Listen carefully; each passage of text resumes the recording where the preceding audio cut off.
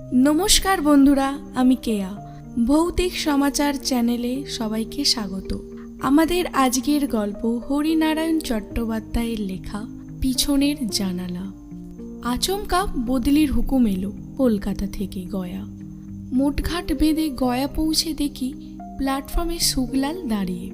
শুকলাল অফিসের কাজে অনেকবার কলকাতায় এসেছে, এক অফিসেরই লোক, সেই সূত্রেই আলাপ। শুকলাল বলল, আপনার জন্য একটা বাসার জোগাড় করে রেখেছি, শহরে একটু বাইরে, বেশ নিরিবিলি জায়গা, আপনার ভালোই লাগবে। শহর থেকে মাইল দুয়েক দূর। বাড়িটা এক নজরে ভালোই লাগলো। একতলা, চারিদিকে বাগান, মানে একসময় বাগান ছিল, তখন আগাছার জন্য কিছুটা জঙ্গলের চেহারা নিয়েছে। দুখানা ঘর, একটা বসবার, একটা শোবার, এছাড়া ছোট একটা রান্নাঘর। শুকলাল বাড়ির মধ্যে ঢুকে দুদিকে জানালাগুলো খুলে দিল। শীতের অল্প ঠান্ডা বাতাস ভালোই লাগলো। চারপাশে বাড়ি না থাকায় অনেক দূর পর্যন্ত দেখা গেল উঁচু নিচু মাঠ, গাছপালা, ঝোপঝাড়। রান্নাঘরে ঢুকে শুকলাল বলল, পিছনের এই জানলা খুলবেন না? জিজ্ঞাসা করলাম, কেন? এদিক দিয়ে তো আর বাতাস আসবে না, কি দরকার খুলে? আর কিছু বললাম না, জিনিসপত্র গোছাতে আরম্ভ করলাম। শুকলালই দুলালির মাকে জোগাড় করে দিল। রান্না বান্না থেকে ঝাঁট দেওয়া, কাপড় কাচা সব কিছুই করবে।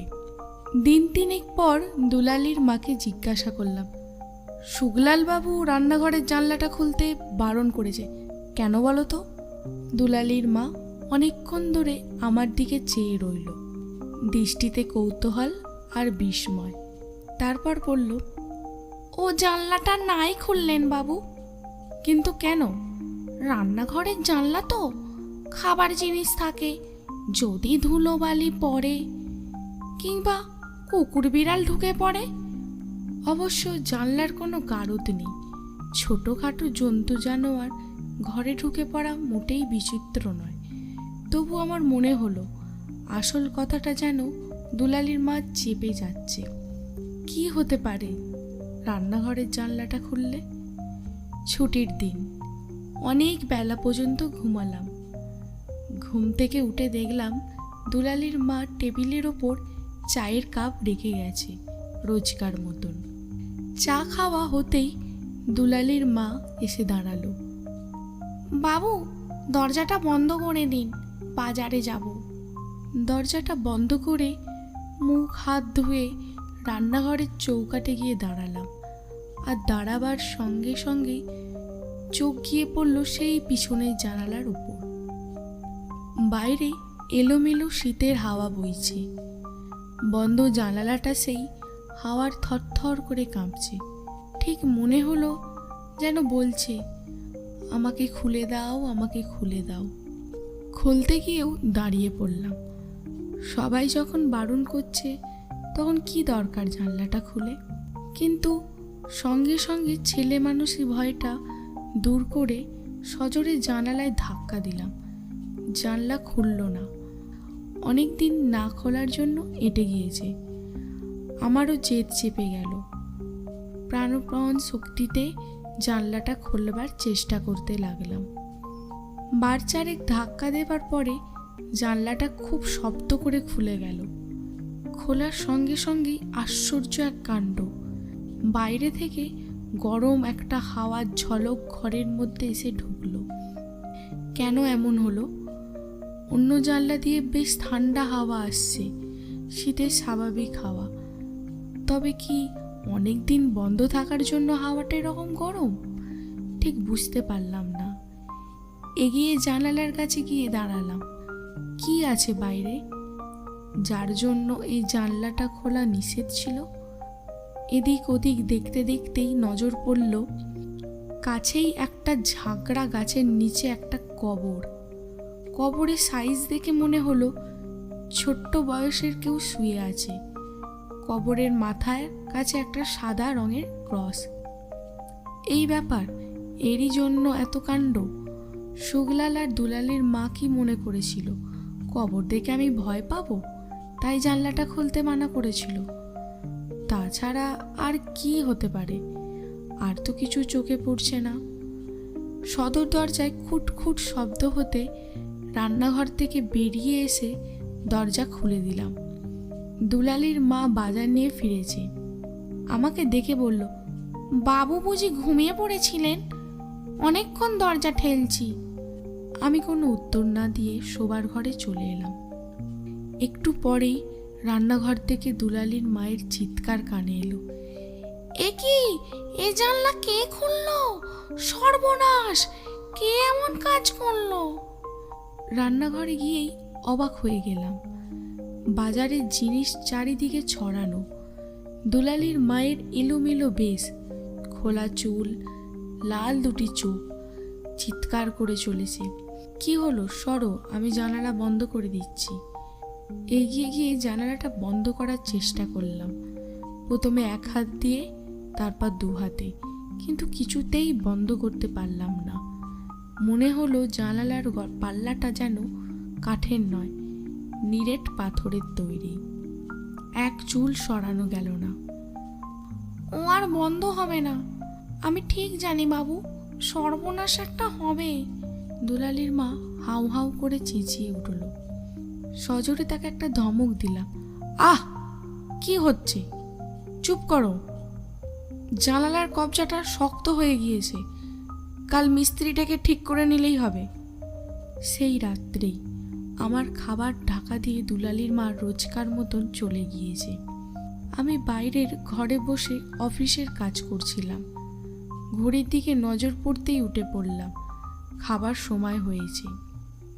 রান্নাঘরের কাছে গিয়েই থমকে দাঁড়িয়ে পড়লাম। খাবারের ঢাকা খোলা, থালার কাছে বছর 6 এক শিশু, ধবধবে গায়ের রং, এক মাথা কোঁকড়ানো সোনালি চুল, নীল দুটি চোখ। শিশুটি দাঁড়িয়ে নেই, অনবরত থালাটার চারপাশে ঘুরছে। হাত দিয়ে চোখ দুটো রগড়ে নিলাম, ভুল দেখছি না তো? ঘরের মধ্যে শিশু আসবে কি করে? না, সেই একই দৃশ্য। শিশুটি ঘুরপাক খাচ্ছে খুব ধীর পায়ে। একটু পরেই শিশুটি থেমে গেল, মুখ তুলে দেখল আমার দিকে। নীল দুটি চোখের অদ্ভুত দৃষ্টি। আমার সারা দেহ যেন হিমের স্পর্শে অসাড় হয়ে এলো। শিশুটি পিছন ফিরে রান্নাঘরের দিকে চলতে শুরু করলো।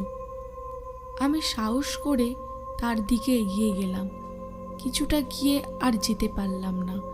ঠিক জানালার কাছে যেতেই অসহ্য গরম হাওয়া।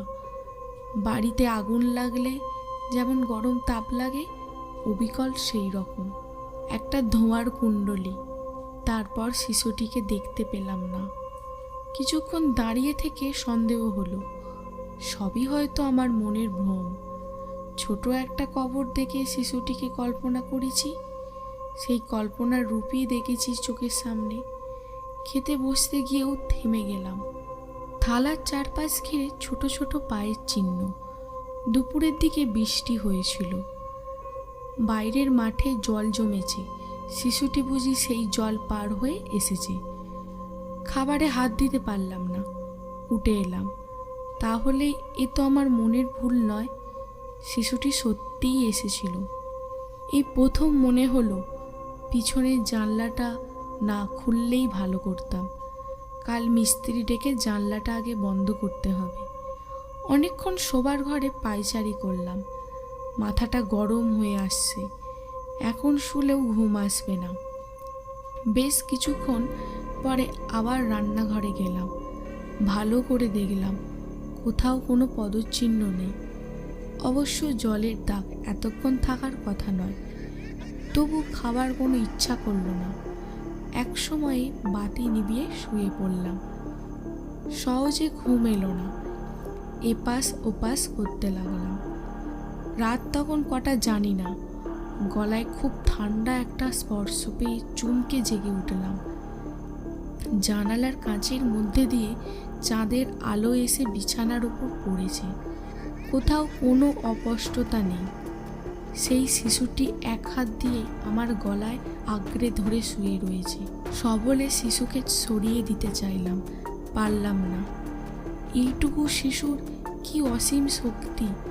হঠাৎ দেখতে দেখতে আশ্চর্য রূপান্তর ঘটল। শিশুর দেহের মাংস আস্তে আস্তে মিলিয়ে গেল। পরিবর্তে একটা কঙ্কাল বিছানায় শুয়ে একভাবে হাত দিয়ে আমার গলা বেষ্টন করে রয়েছে। হাড়ে দৃঢ় বাঁধন। চিৎকার করে উঠলাম। প্রাণপণ শক্তিতে হাতটা সরাবার চেষ্টা করলাম, পারলাম না। আবার সেই আগুনের হলকা। মনে হলো তাতে আমারও মাংস বুঝি গলে গলে পড়বে, আমিও কঙ্কালে পরিণত হব। তারপর কি হলো আমার জানা নেই। অনেকগুলো লোকের ক্ষীণ কণ্ঠ, তাদের পায়ের আওয়াজ। জ্ঞান হতে দেখলাম বিছানায় শুয়ে আছি। পাশে শুক্লাল আর একজন ডাক্তার। একটু দূরে দুলালের মা দাঁড়িয়ে। শুনলাম পরের দিন সকালে বাড়ির মধ্যে না পেয়ে খুঁজতে খুঁজতে দুলালের মা আমায় পিছনের মাঠে পেয়েছে। সেই ছোট কবরটার পাশে শুয়েছিলাম। কখন কিভাবে সেখানে গিয়েছি জানি না।